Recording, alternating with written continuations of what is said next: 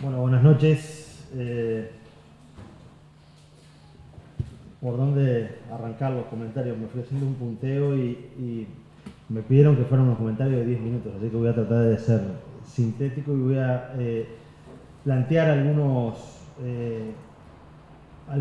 puntos que me parece que son importantes incluirlos en una reflexión de políticas públicas cuando hablamos de desigualdad.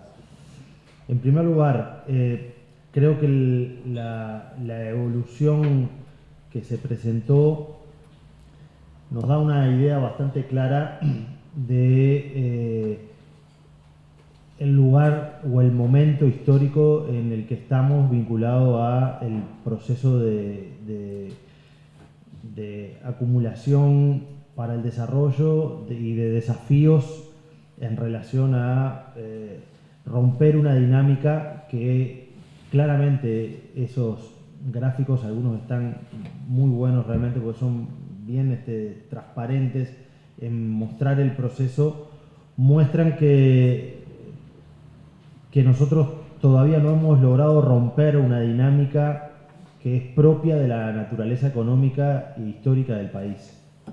Y creo que ese punto es importante tenerlo en cuenta, porque a veces la euforia de época, de la época progresista que nos tocó vivir y que nos está tocando disfrutar en parte, nos nubla un poco la idea de que en rigor, si bien el Uruguay ha tenido y está teniendo indicadores económicos que son buenos, todavía no estamos en el momento de decir de que hemos logrado cambiar la dinámica histórica del proceso económico del Uruguay. Con lo cual, hay una máxima que se dice en economía que es simple pero es terrible, que es siempre podemos estar peor. Recordemos eso, que siempre podemos estar peor y que por lo tanto la acumulación y el crecimiento económico y el desarrollo tienen puntos de ascenso, pero también tienen marcha atrás. Si hay algo que tiene marcha atrás, y esos gráficos lo muestran, ha sido el desarrollo económico en el Uruguay. Es decir, que nosotros miramos lo que era hace 15 años este país, la caída tan grande y pronunciada, y bueno, y ahora vemos un ascenso, pero no quiere decir que ese camino económico no tenga no solamente ni techo, ni solamente sea un camino que ahora se emprendió porque, bueno, cambió el giro del gobierno y por lo tanto solo nos espera el desarrollo. Creo que no. Entonces, en primer lugar, dicho esto en términos generales, yo quería hacer 4 o 5 observaciones sobre el tema de la desigualdad, que me parece que es importante a la hora de pensar en políticas incluirlo, y que estuvieron reseñados en algunas de las cosas que se plantearon recién.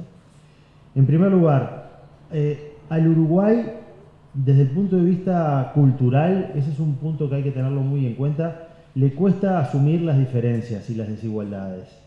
Nosotros tenemos un relato de país, de un país homogéneo, de un país relativamente excepcional, relativamente mal ubicado en América Latina porque entendimos durante muchas décadas que nuestro lugar en América Latina fue un error de la geografía porque nos parecíamos o somos más parecidos a los europeos o siempre dijimos que no teníamos mucho que ver con el mundo latinoamericano.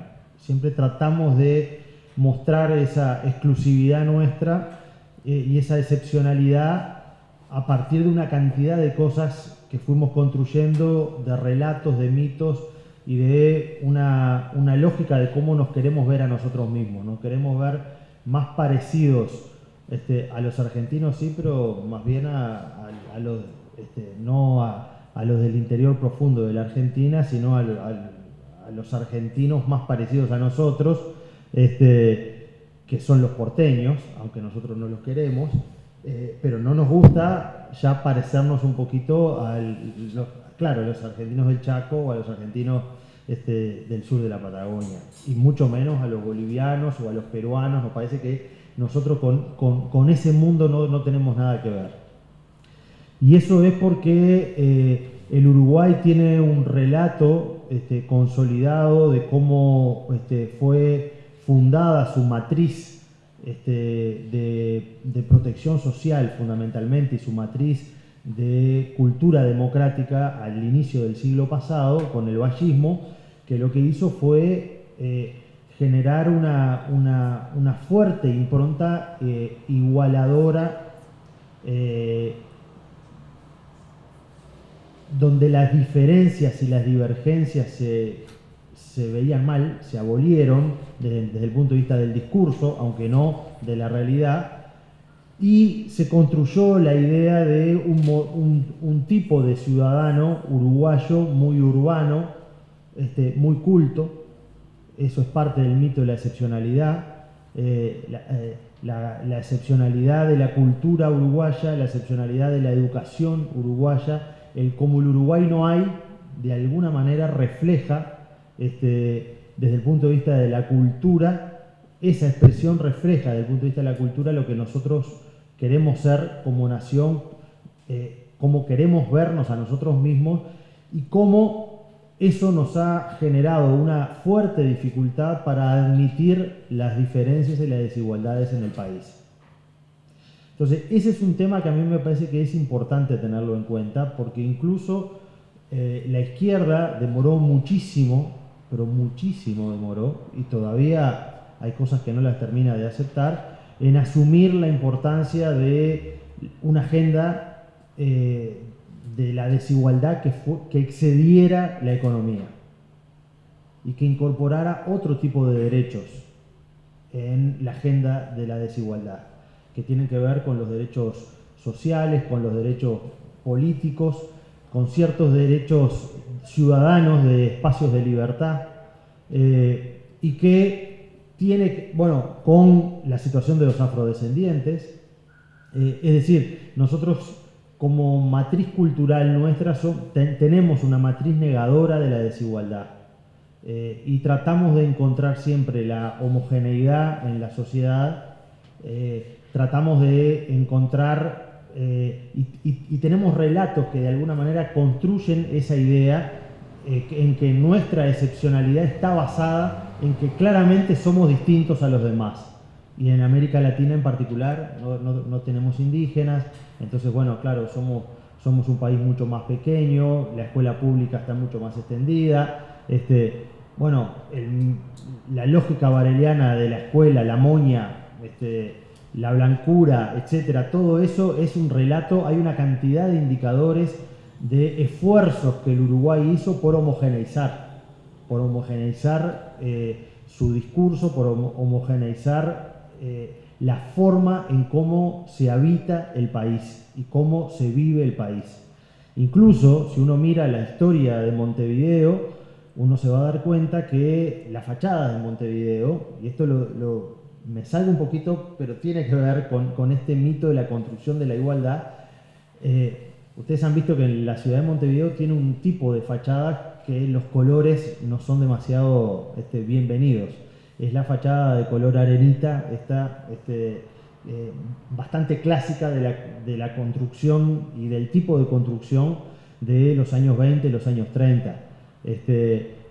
Eso es así en Montevideo porque aquí hubo una serie de reglamentaciones en la época del vallismo, cuando se matrizó la ciudad de Montevideo y se le dio un impulso muy fuerte, homogeneizador, para que el conjunto de las fachadas fueran iguales, y para que no hubiera fachadas que fueran muy disonantes una con otra en los propios barrios.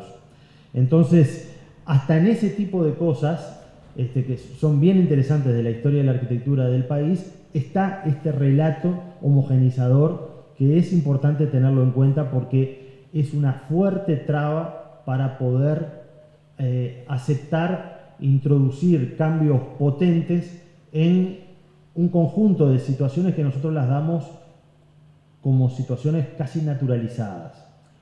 En segundo lugar, la desigualdad en el Uruguay tiene un fuerte componente territorial. fuerte componente territorial, que es un componente que en algunos de estos mapas se vieron, pero básicamente nosotros tenemos una desigualdad enorme con el norte del país, sobre todo departamentos como Artigas, Rivera, Cerro Largo, una parte de Tacuarembó, una pequeña parte de Salto, ahí una parte de 33, es decir, todo lo que es la frontera con Brasil. Desde el punto de vista de los indicadores sociales y económicos, tenemos en esos departamentos los mayores problemas. Y es una desigualdad en relación al resto del país enorme, enorme de grande. Y es algo que los procesos de descentralización en el Uruguay no han incorporado con la fuerza suficiente. ¿Sí? ¿Por qué? Porque nosotros tenemos también esa dinámica de la construcción del país, de un país muy centralizado. De vuelta, ese relato homogéneo que no advierte las diferencias territoriales tan fuertes que nosotros tenemos con el norte del país, donde las distancias de oportunidades realmente son muy grandes. Y esa lógica de que nosotros somos un pequeño país y somos un solo país, la tenemos tan asimilada que cuando vemos los mapas y los datos, nos cuesta creer que en realidad no somos un solo país. Tenemos una dinámica en el norte del país que no tiene nada que ver desde el punto de vista cultural, desde el punto de vista económico y desde el punto de vista de las oportunidades con el resto. Pero también somos un país con un pequeño territorio que produce casi el 85% del Producto Bruto Interno en 5 departamentos, que son Colonia, San José, Montevideo, Canelones y Maldonado.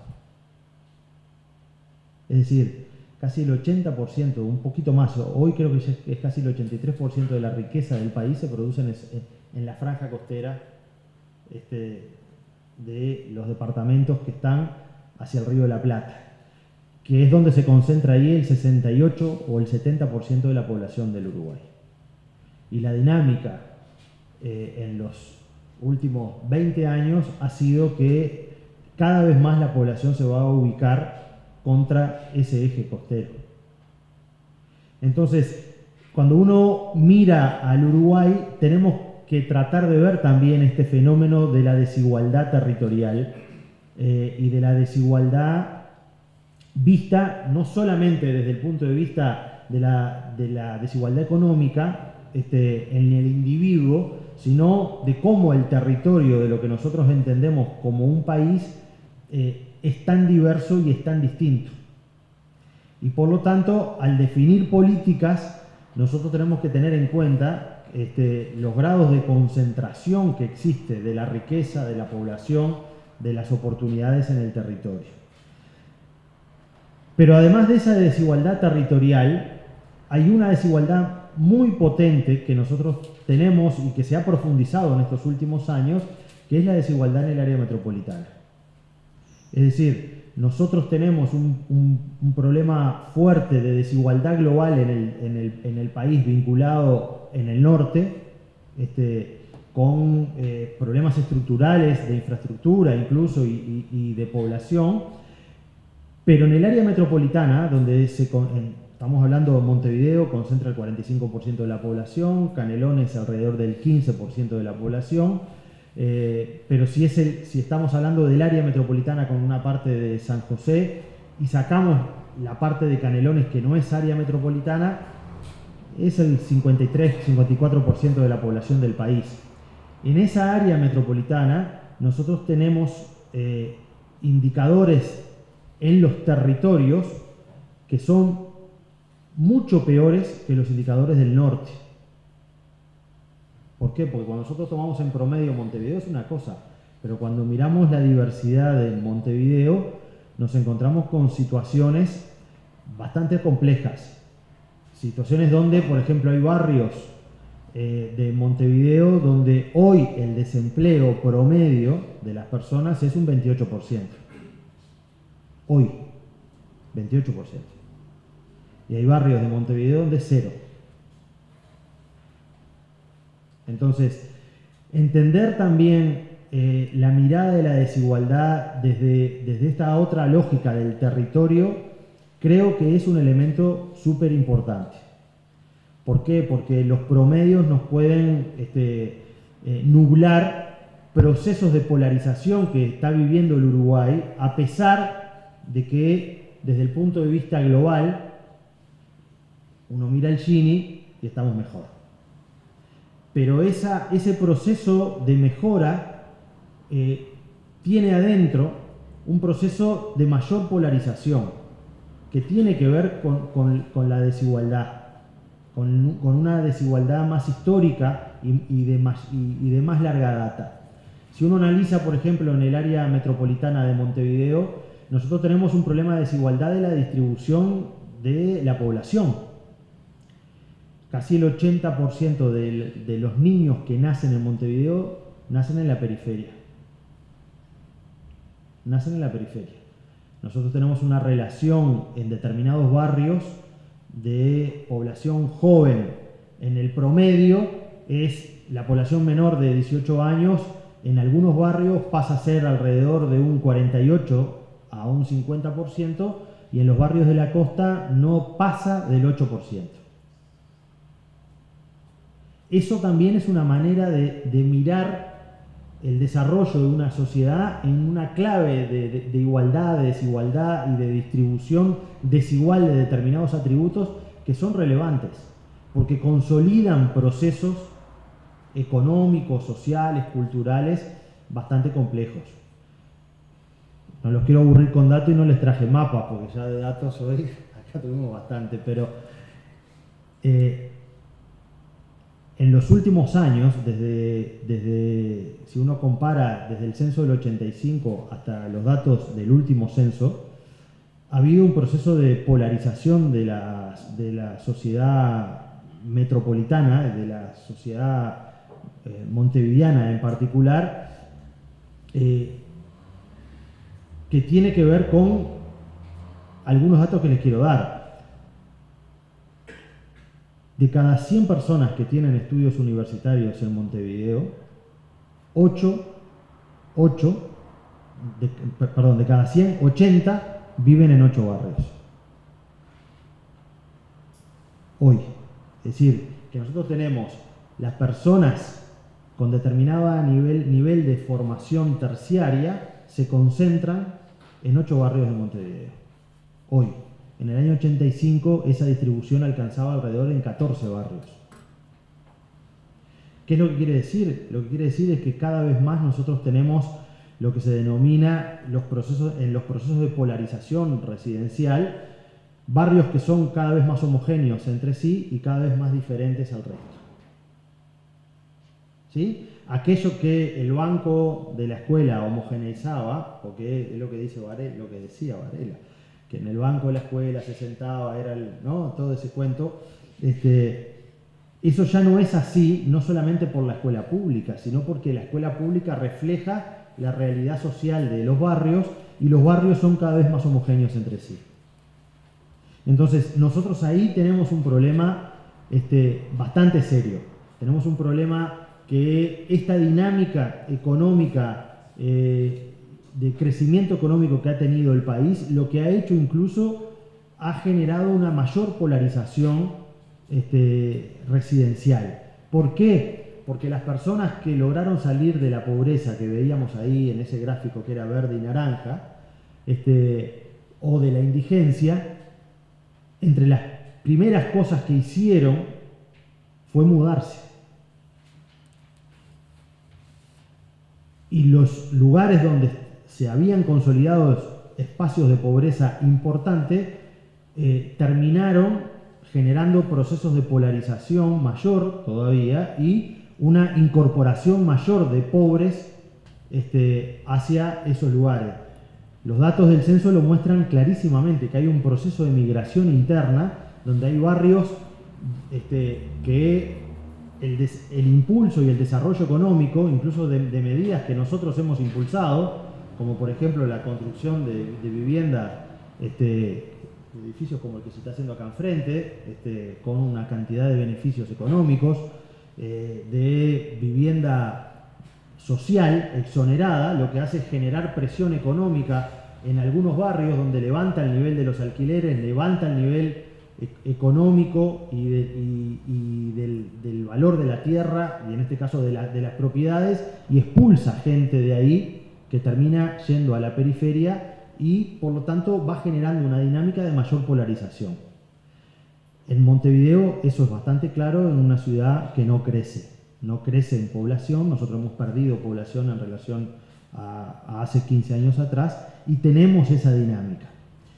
Entonces, el factor cultural en la aceptación de la desigualdad, el factor territorial, que es muy relevante, y en una sociedad como la nuestra, que no crece en población, la consolidación de estas situaciones territoriales son muy complejas de destrabar. ¿Por qué? Porque si la dinámica económica no logra generar ese cambio, no lo va a hacer tampoco la dinámica de población.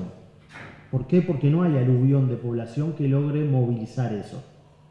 Entonces, cuando la dinámica de la población lo que hace es expulsar o consolidar los patrones de crecimiento demográfico, y por otro lado la dinámica económica lo que hace es generar una sinergia de polarización, aunque en términos promedios nosotros podamos tener mejores niveles de bienestar, estamos frente a un problema bastante complejo de poderlo resolver en el mediano plazo.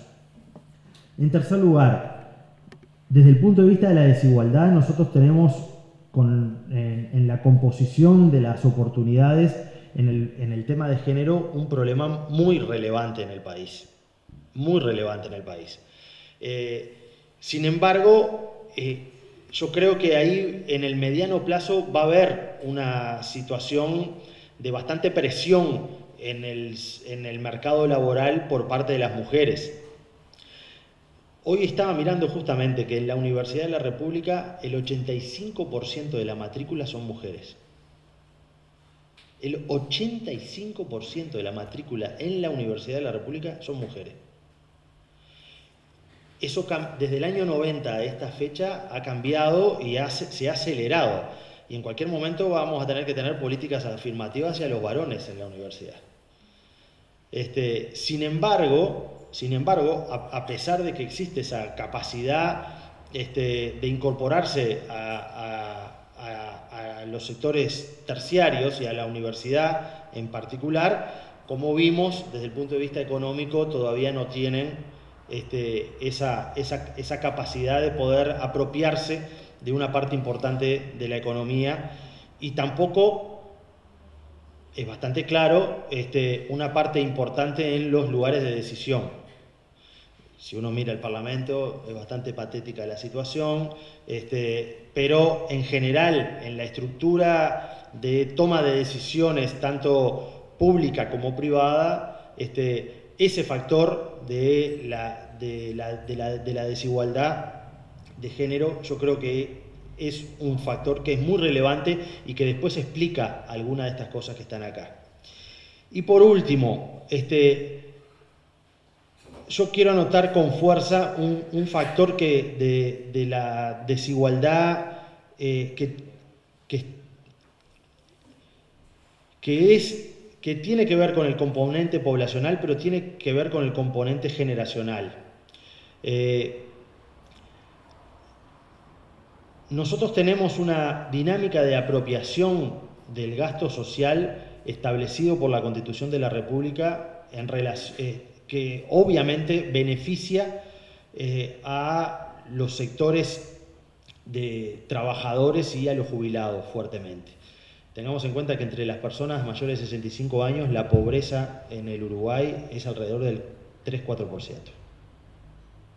Y entre los niños la pobreza, según en qué lugar geográfico la ubiquemos, en Casaballe, en los barrios en Casaballe o en Cerro Norte, hoy bordea el 50%.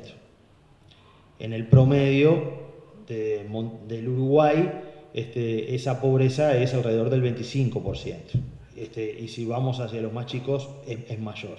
Pero digamos que ahí nosotros tenemos un componente de carácter estructural también, que a pesar del énfasis que ha habido en la inversión, no hemos logrado cambiar la dinámica. En estos 10 años de inversiones hemos atenuado, pero no hay ningún factor del gasto social estructural que haya o que logre advertir hoy que nosotros tenemos capacidad o que hemos generado instrumentos para cambiar la dinámica en el mediano plazo. ¿Sí? Y creo que en el diseño de las políticas hacia adelante, ahí es donde hay que empezar a operar finamente. Y voy a terminar. ¿Por qué arranqué diciendo de que al Uruguay le cuesta asumir la desigualdad? En primer lugar porque es una realidad, pero es un factor relevante de negación del cambio. Y en momentos donde el combate a la desigualdad y el conjunto de diseño de las políticas tiene que empezar a ser más preciso y tiene que empezar a ser más quirúrgico en tocar intereses que están establecidos, es ahí donde este debate de la invisibilidad o no de la desigualdad es relevante. Porque cuando teníamos un 40% de pobres, lo que había que hacer era bastante claro. Entonces, mientras había que hacer crecer la economía, que reactivarla, etcétera, veníamos bien. Pasamos del 40 al 11, pero ahora tenemos un 11% de pobreza y probablemente el año que viene va a subir la pobreza. Es decir, probablemente el año que viene, o sea, en realidad los datos de marzo que se van a publicar, pero estamos hablando de este año, probablemente este año subió la pobreza. Lo vamos a saber en marzo del año que viene. Es casi seguro. Sería una situación muy rara que no pasara. Entonces ahí se va a empezar a generar el debate en el Uruguay de, bueno, nosotros con este modelo llegamos hasta acá, bajamos del 40 al 11 y ahora hay que empezar a tocar ciertos intereses. Hay que empezar a ser más quirúrgico en algunas cosas. Y es ahí donde la importancia de hacer visible estos procesos de desigualdad son relevantes y tenerlos claros a la hora de diseñar las políticas. Tener clara la desigualdad en el territorio. Tener claro, por ejemplo, que en el Cerro Norte y en la zona del oeste de Montevideo, de cada 100 niños que ingresan a la escuela, terminan 97, 85 ingresan al liceo. ¿Sí? 85, ya tenemos un problema ahí. En primer año, de esos 85, quedan 40 en primer año de liceo. Y a sexto llega uno.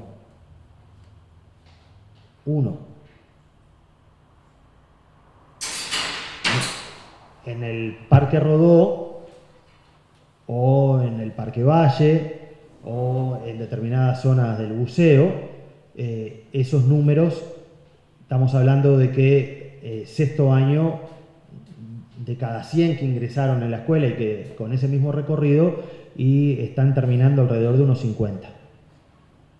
Entonces, a 20 minutos, una cosa de la otra.